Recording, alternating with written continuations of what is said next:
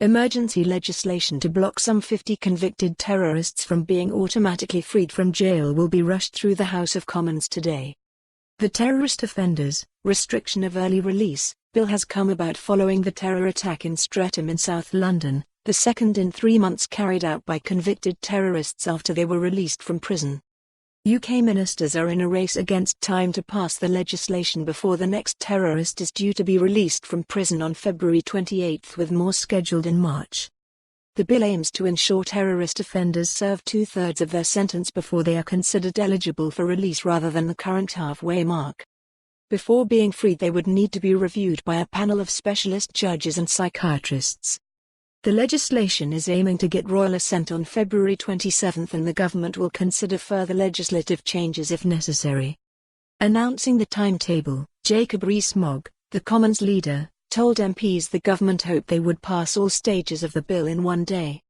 He explained the Lords were clear about the urgency of the matter and that therefore, I expect them to handle this in a reasonable manner equally swiftly.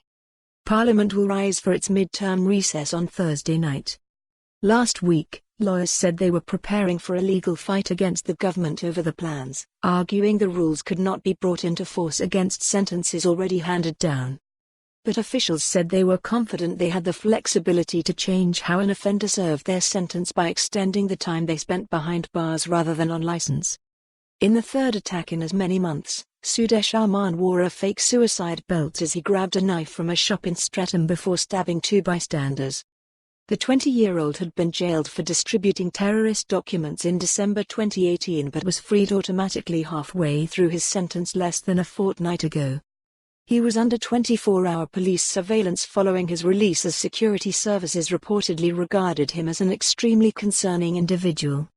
Last month, 2 inmates wearing fake suicide belts stabbed a prison officer at maximum security prison in Cambridgeshire. In November, Saskia Jones and Jack Merritt were killed by Usman Khan when he launched an attack armed with 2 knives and wearing a fake suicide vest during a prisoner rehabilitation program near London Bridge, nearly a year after he was released halfway through a 16-year jail sentence for terror offences. At present, there are 224 terrorists in prison in Britain, with most thought to be holding Islamist extremist views, according to the latest published figures to the end of September. For more on this story, visit the news article link.